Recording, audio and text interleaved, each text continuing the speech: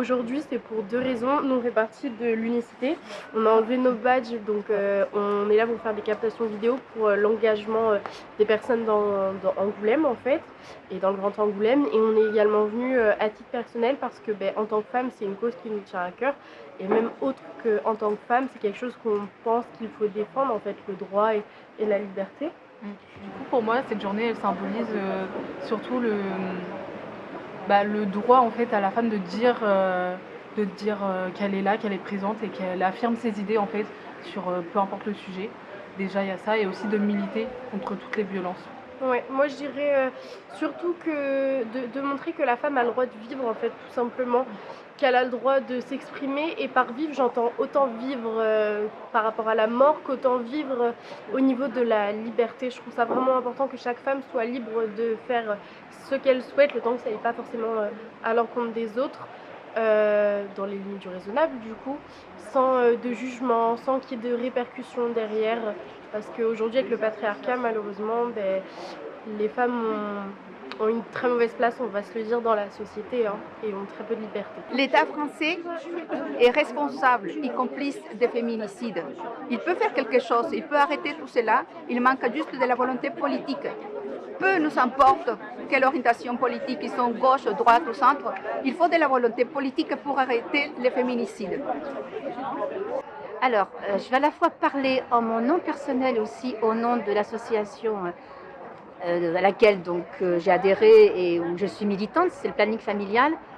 Nous pensons qu'il y a une chose quand même urgente à mettre en place pour lutter contre les violences, c'est sensibiliser les jeunes le plus tôt possible, et même dès la maternelle, à cette acceptation de l'autre, quel qu'il soit. D'accepter que des personnes, des enfants qu'on côtoie dans la classe ou après en maternelle, au primaire, au collège, soient différents de nous.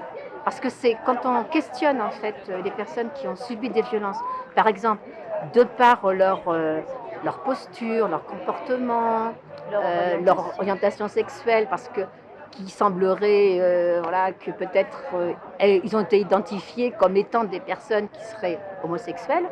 Le retour que nous font ces personnes, c'est que c'est dès les petites classes, vraiment, ils et elles ont été discriminés par des moqueries, parfois même par des coups. Et ça continue. Et ça continue à Angoulême.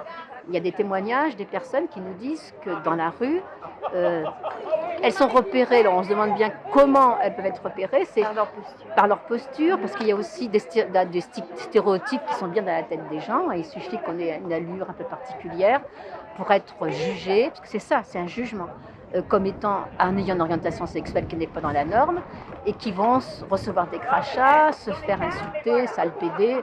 Donc nous on pense que c'est là où il faut agir, et en urgence. Ce qui ne semble pas être la préoccupation, on va dire, de nos gouvernants et gouvernantes.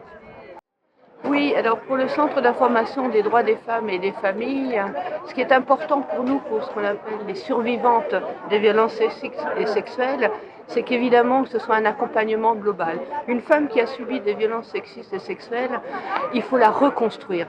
La reconstruire, c'est-à-dire avoir un accompagnement psychologique et je dirais aussi un accompagnement sur les traumatismes qui sont inscrits dans le corps. Et pour cela, il nous faut absolument, dans le contexte budgétaire et politique dans lequel on est, il faut absolument donner les moyens aux associations et donner les moyens pour que toutes les associations puissent accompagner globalement une femme qui est victime de violences sexistes et sexuelles. Ça veut dire aussi lui donner des moyens d'une réinsertion professionnelle, parce que c'est quelqu'un qui est complètement cassé à l'intérieur.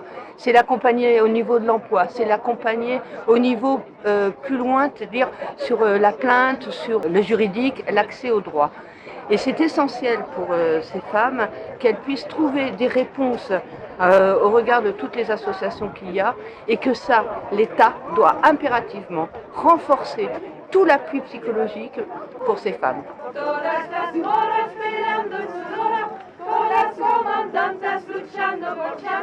Por todas las madres buscando Tijuana, cantamos sin miedo, pedimos justicia, gritamos por cada